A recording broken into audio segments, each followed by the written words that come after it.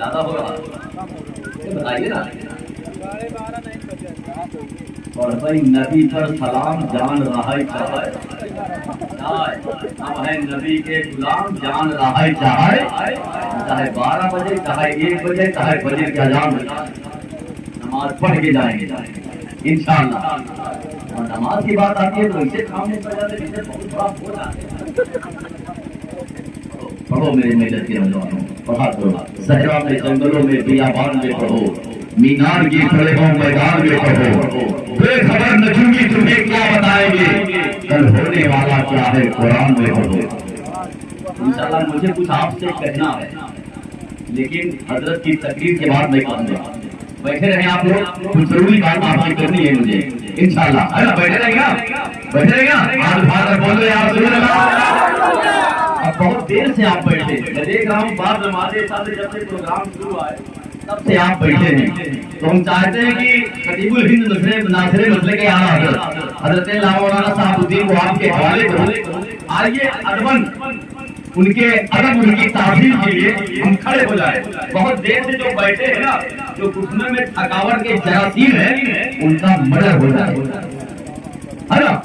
ان کا مڈر ہو جائے تھوڑا تھکاوٹ دور ہو جائے تو کھڑے ہو جائے. کافی دیر سے بیٹھے اور کھڑے ہو جائے. حضرت مائک پر تشریف لا رہے حضرت کے زبان نعرہ تکبیر اور نعرہ رسالت کی رہے لیکن اس شعر کے بعد کھڑے ہوئیے گا. جیسے ہی شعر کا آخری مصرع ہوگا آپ کھڑے ہو جائیے گا. میں نعرہ کروں گا آپ جواب دیجیے گا. ولی کا جشن منانے سے کون روکے گا. ولی کا جشن منانے سے کون روکے گا. ہمیں بہشت میں جانے سے کون روکے گا. 1000 بار بریلی شریف جائیں گے 1000 بار فیصلہ شریف جائیں گے 1000 بار مکہ شریف جائیں گے. تیارے ابھی ہے جانے سے کون روکے گا. 1000 بار بریلی شریف جائیں گے تیارے ابھی ہے جانے سے کون روکے گا. تیارے ابھی ہے جانے سے کون روکے گا.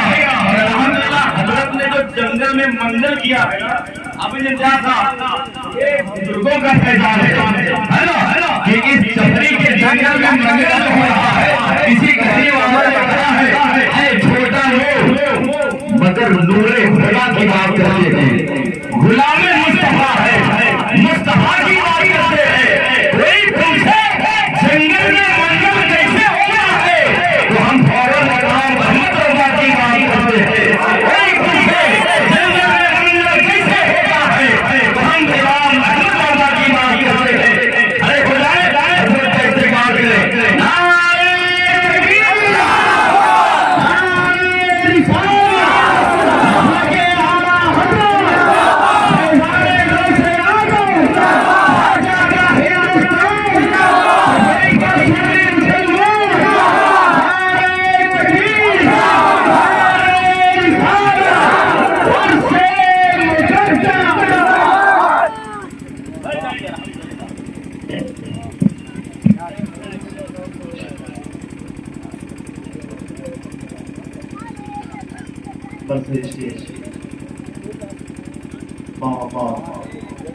علماء اکرام معزز سامعین حضرات و خاطر اسلام السلام علیکم ورحمۃ اللہ حضرات محترم. سب سے پہلی بات میں کوئی علامہ نہیں ہوں. یہ خطیب ہندوستان حاجی جناب جمیل صاحب کی محبت کہہ لیجیے یا اسٹیج پہ تشریف فرما معزز علماء کرام جن میں خصوصیت کے ساتھ عالی جناب حضرت مولانا حافظ قاری علی اختر مصباحی صاحب قبلہ حضرت علامہ مولانا حافظ قاری طارق احمد صاحب قبلہ ازہری مولانا حافظ قاری اشرف برکاتی صاحب قبلہ حضرت مولانا امتیاز صاحب قبلہ مولانا فردوس صاحب قبلہ حافظ قاری محبوب عالم صاحب قبلہ اور حضرت علامہ مولانا معشوق صاحب قبلہ. یہ دیگر جو بھی حضرات فرما ہے یہ ان کی محبت ہے جو اس ناچیز کو دعوت دے کر کے آپ کے سامنے کچھ بولنے کا موقع فراہم، ورنہ دو لفظوں میں سمجھ لیں کہ میں طفل مکتب ہوں، مقرر ہوں نہ مولانا، میں طفل مکتب ہوں، مقرر ہوں نہ مولانا، اور درد قوم ہے دل میں، سنا دوں حق کا پروانہ۔ میرے پاس اگر کچھ اللہ تبارک و تعالیٰ کی جانب سے کوئی دولت ہے، وہ ہے اس قوم کا درد، اور اس قوم کے درد کو لے کر کے میں اللہ تبارک و تعالیٰ کی فضل اور ان بزرگوں کے کرم سے جو میں آپ حضرات سے گفتگو کر رہا ہوں، یا پچھلی بھی میں جو میری ملاقاتیں ہوئی ہے، صرف اور صرف اس ناچیز پر اساتذہ کرام کی شفقت اور ان بزرگوں کی دعائیں ہیں جو میں کچھ گفتگو کر لیتا ہوں، ورنہ حقیقت میں میری حقیقت کیا ہے یہ ہمارے احباب بخوبی جانتا ہے، چاہے مولانا اشرف صاحب ہو، مولانا علی اختر صاحب ہو، مولانا طارق صاحب ہو، حافظ قاری محبوب عالم صاحب ہو، یہ سبھی ہماری حقیقت کو جانتے ہیں۔ ہاں، اگر یہ مجھے مولانا، حافظ یا علامہ صاحب کہہ رہے ہیں، یہ ان کا بڑکپن ہے، اس میں میرا کوئی کمال نہیں۔ حقیقت بس یہی ہے کہ اللہ تبارک و تعالیٰ کا میرے اوپر کرم ہے، بزرگوں کا فیضان ہے کہ میں آپ سے کچھ گفتگو کر لیا کرتا ہوں۔ میں اپنے گفتگو کا آغاز کروں اس سے پہلے آپ حضرات سے میری گزارش یہ ہوگی کہ جو چند لمحات، چند منٹ، کچھ دیر میں گفتگو کروں، آپ حضرات اپنی ذمہ داری سمجھ کر کے بالکل غور کے ساتھ میری گفتگو کو سماعت کریں، اگر اچھی لگے اس پر عمل کرنے کی ضروری کوشش کریں۔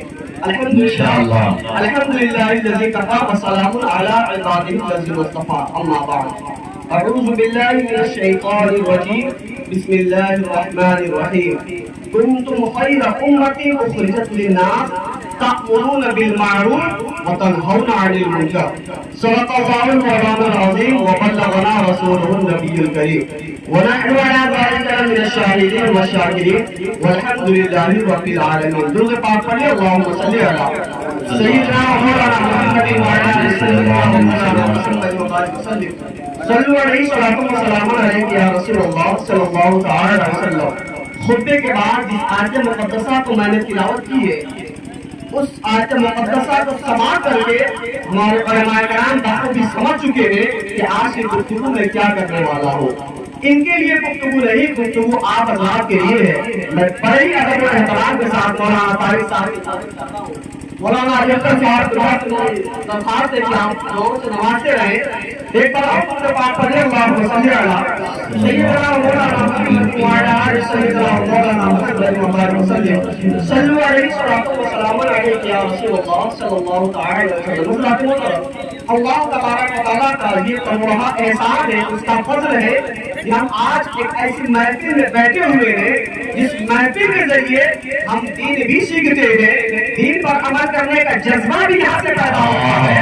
اور صرف یہی نہیں بلکہ یہ محفل اگر خدا نے قبول کر لیا تو یہی محفل ہمارے نجات کا بھی ذریعہ بن جایا کرتی ہے۔ آج ہم بہت مبارک باسعادت محفل میں بیٹھے ہیں، لیکن ساتھ ہی ساتھ ہماری ذمہ داری بھی ہے۔ وہ ذمہ داری کیا ہے؟ پروردگار عالم نے ہمارے مقام کو بلند کیا ہے، ہمیں اور آپ کو بلند کیا ہے، اس امت محمدیہ کو بلند کیا ہے، اور کتنا بلند کیا ہے آپ اندازہ لگائیں، غور و فکر کریں، ذرا سوچیں تو صحیح کہ پروردگار عالم نے اس امت کو کتنا بلند کیا ہے، اتنا بلند کیا ہے کہ جو ذمہ داری پچھلے انبیاء کرام کو ادا کر دیا تھا، وہ ذمہ داری امت محمدیہ کو دیا تھا۔ ذمہ داری کے ساتھ ساتھ جب پروردگار عالم کسی قوم کی ذمہ داری ادا کرتا ہے، ذمہ داری سے نوازتا ہے، اس ذمہ داری کے ساتھ ساتھ اس انسان کا وقار بھی بلند ہوتا ہے، اس انسان کی عظمتیں بھی بلند ہوتی ہے، اس لیے کہ جتنی بڑی ذمہ داری ہوتی ہے اتنا ہی زیادہ پاور ہوا کرتا ہے۔ آپ دیکھتے ہیں الیکشن ہوتا ہے، اور الیکشن میں کوئی پردھانی کا الیکشن جیتتا ہے، کوئی اسمبلی کا الیکشن جیتتا ہے، کوئی منسٹری کا الیکشن جیتتا ہے، کوئی مکھیہ منتری بنتا ہے، کوئی پردھان منتری بنتا ہے۔ جو گاؤں کا پردھان ہے اس کے پاس گاؤں کی ذمہ داری ہے، وہ اپنے گاؤں کا پردھان ہے اور اس کو اس کے گاؤں کی ذمہ داری دی گئی ہے، تو گاؤں کے کے اندر اس کو پاور ہے، اس کو اختیار ہے کہ گاؤں میں کام کیسے کروانا ہے، گاؤں میں کس کو مکان دینا ہے، کس کے گھر راشن دینے ہیں، کس کے کارڈ بنانے ہیں، یہ اس کو اختیار ہوتا ہے پردھان کو۔ ایسے ہی جیسے جیسے ذمہ داری بڑھتی جاتی ہے ویسے ہی ویسے اختیار بڑھتا جاتا ہے۔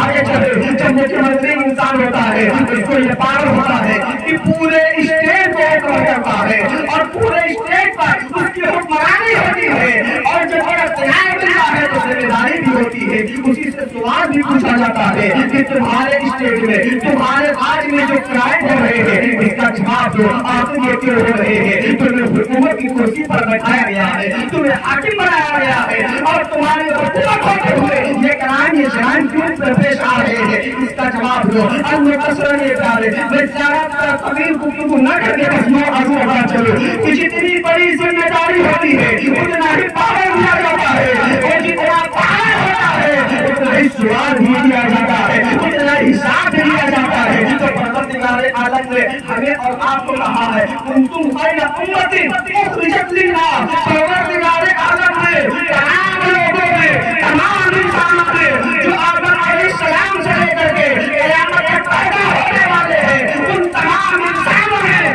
سب سے بلند اگر کسی کو کیا ہے تو امت محمدیہ۔ امت محمد ہمارے آقا صلی اللہ تعالیٰ علیہ وسلم کی یہ امت تمام امتوں میں بلند ہے۔ کیوں؟ اس لیے کہ ہمارے نبی تمام نبیوں سے اعلیٰ ہے، ہمارے نبی تمام نبیوں سے افضل ہے، ہمارے نبی تمام نبیوں سے بلند و بالا ہے، ہمارے نبی تمام نبیوں کے سردار، ہمارے نبی امام الانبیاء ہے، ہمارے نبی خاتم المرسلین ہے، ہمارے نبی خاتم النبیین ہے، ہمارے نبی شفیع المذنبین ہے۔ ارے جب کسی کو کوئی پوچھنے والا رہے گا، جب بیٹا کو اپنے باپ کو ساتھ لائے گا، اپنا باپ اپنے بیٹے کو نیکیاں دینے کے لیے تیار نہیں ہوگا، اس دن بھی جو غریبوں کا نقصان ہوگا، جو ہم بڑے گنہگاروں کی بخشش خدا کی بارگاہ میں کرے گا، ارے کوئی ایسا نہیں ہے میں پورے پروردگار ہے۔ اسی لیے پروردگار عالم نے ہمارے نبی کو تمام نبیوں میں افضل و اعلیٰ بنایا، اور انہی کے صدقے میں ہمیں اور آپ کو بھی سب سے افضل یہ نہیں کہتا حضور کائنات صلی اللہ تعالیٰ علیہ وسلم ایک بار صحابہ سے سوال کیا، صحابہ کا مجمع ہے، ہمارے نبی کریم صلی اللہ تعالیٰ علیہ وسلم نے کہا اے میرے پیارے صحابی یہ بتاؤ